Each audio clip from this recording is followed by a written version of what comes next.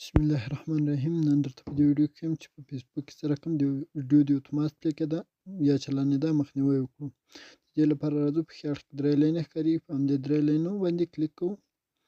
کله چې مو همدا کلیک کړل راته د سیټینګز برخه ښکاري، په همدې سیټینګز یا تنظیماتو برخه باندې کلیک کوو. کله مو چې سیټینګز برخه کلیک کړله، د سیټینګز برخې د کلیک کولو وروسته به موږ ته په لاندې برخه کې میډیا یا رسانه، که چېرته ژبه فارسي وي نو رسانه، او که چېرته انګلیش وي میډیا برخه به راته ښکاري. په همدې آپشن به کلیک وکړو.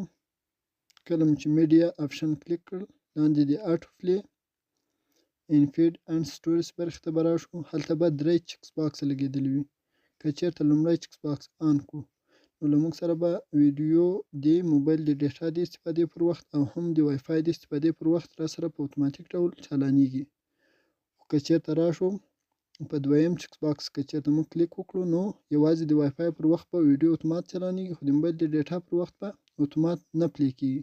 خو که چېرته راشو دریم چکس باکس فعاله کړو یعنې نیور، هېڅکله به له موږ سره ویډیو په اتوماتیک ډول نه پلی کېږي.